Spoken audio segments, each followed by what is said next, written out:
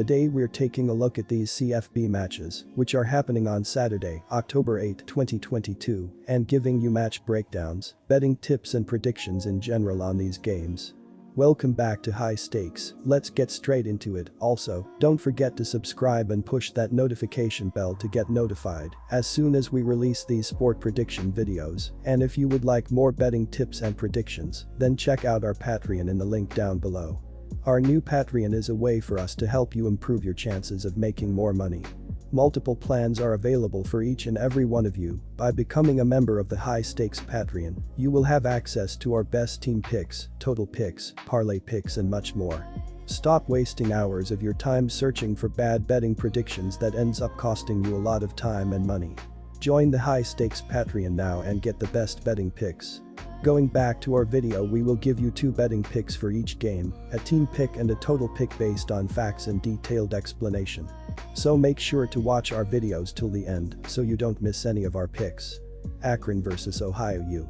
In the first season under former Mississippi State head coach and Oregon offensive coordinator Joe Moorhead, the Zips may be hammering away at the rock, but they still have a long way to go before any progress is noticeable. Ohio has won 4 straight in this series, and all have been by double digits.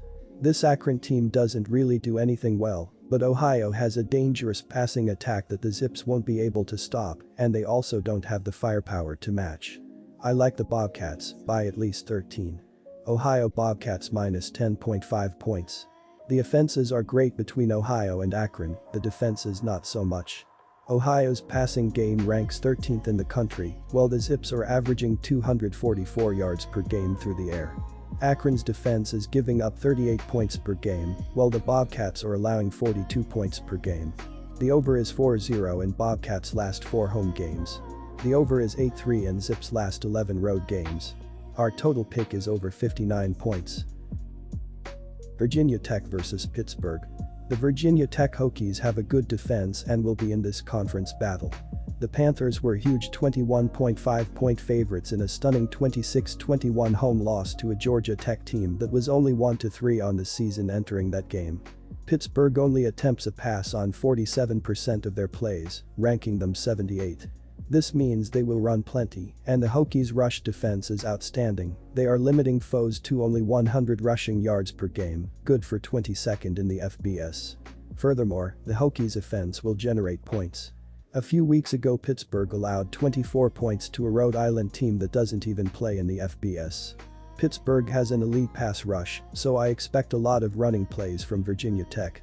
I consider running a plus considering number 1 RB Keshan King is averaging a stellar 6.1 yards per rush. Our team pick is Virginia Tech Hokies plus 15.5 points. Finding justification for the over took a while, but 2 teams that turn the ball over as much as these teams do leads to a short field and some points both ways. 42.5 points is not a lot to cover in college football. Pitt has covered the over at a 4.10 rate this season behind Narduzzi's offense and Slavis arm talent. Pitt has turned the ball over 9 times in 5 games, as has VI Tech, so the unpredictability of where and when those mistakes will happen makes the smart bet lean to the over, even for an offense like the Hokies. Our total pick is over 42.5 points. Utah vs UCLA. After dominating the Huskies' defense in Week 5, Dorian Thompson-Robinson and the Bruins will have a much taller task against Utah in Week 6. The Utes will put pressure on UCLA's offensive line, while their secondary is capable of dealing with the Bruins' receiving core. On the other side, the Utes could struggle to run the ball efficiently in this matchup, but their passing game will be an X factor, so give me the visitors and points. Utah has allowed just 43 points over the previous 4 weeks. The Utes are 5-0 ATS in their last 5 meetings with the Bruins, 6-1 ATS in their last 7 games overall, and 11-1 ATS in their previous 12 outings in October. Our team pick is the Utah Utes minus 4.5 points. On Saturday, the Utes dominated the Oregon State Beavers in the Week 5 contest for a 42-16 win.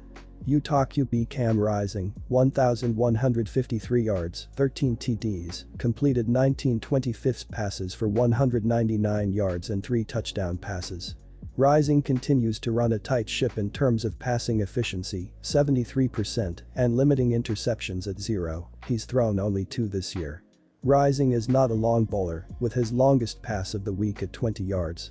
This quarterback was also the Utes' leading rusher, with 73 yards and 1 rushing touchdown. The ability of Rising to run when a play is busted or there are opportunities makes the eventual long ball against UCLA a definite possibility. There's a reason why Cam Rising is number 6 in the ESPN College Football Total QBR, one ahead of much ballyhoo Dorian Thompson-Robinson of UCLA. A mixed bag of receivers kept the Beavers guessing, but no one superstar is making it happen. The Utes truly work as a complete unit. Utah and UCLA are some of the nation's highest scoring offense college football teams, number 11 and number 14, respectively. This is like a classic SAC 2022 game preview of Tennessee versus Alabama. The score will be high, and there's no getting around it. Each team has a top-rated quarterback who is rush capable, and it's going to mute some of each defense. UCLA will be pumped to the rafters, assuming all of their fans show up, and will be gunning for their lives. All the trends are over for both teams. For the Bruins, they are over 6-1 in their last 7 conference games. For the Utes, they are over in 5-0 in Utes' last 5 games in October, and their games are over in 4-0 in their last 4 road games versus a team with a winning home record. Our total pick is over 64.5 points. Tulsa versus Navy. The Tulsa-Cincinnati game was an ugly one as there was nearly a brawl after the game. There were personal foul penalties issued to both teams. The Golden Hurricane cut a 10-point deficit to 24-21 early in the third quarter after Deneric Prince ran it in from 2 yards. But there was a scuffle between tight end Ethan Hall and Cincinnati safety Byron Threats, who was later ejected following a helmet-to-helmet hit on 2 wide receiver Keelan Stokes. Navy shocked AQ in overtime on September 24 at home 23-20 as a 16-point dog, so they had some momentum in their next game against rival Air Force. They held the option-heavy Falcons to just 202 yards rushing on 44 attempts, but they were held to 114 yards. QB Ty Lavatai threw for 129 yards and ran for 34, but when Navy throws the ball 20 times, good things usually don't happen. When they pass for more yards than they run for, it's also usually not a good outcome.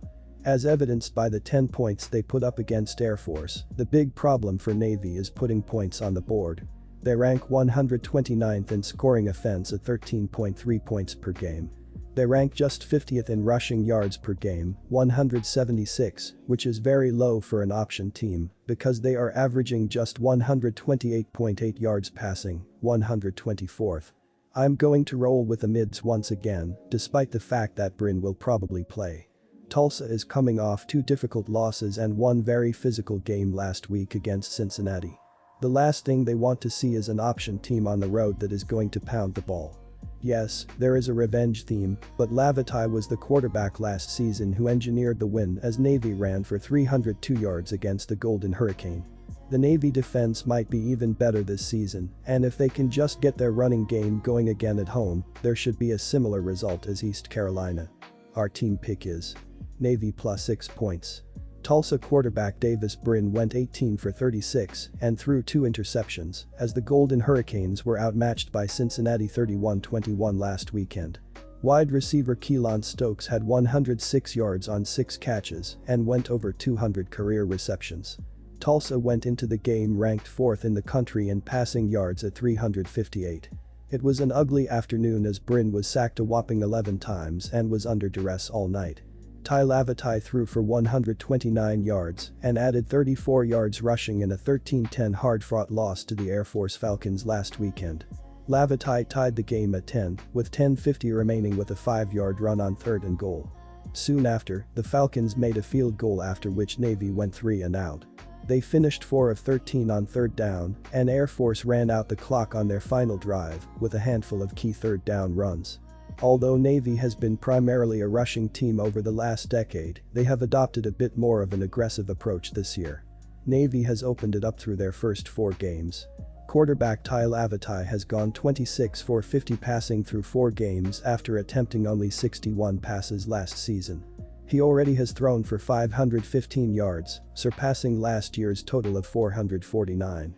Tulsa is not exactly the best defensive club, and even though Navy has thrown more than usual, they will once again turn to their rushing attack here.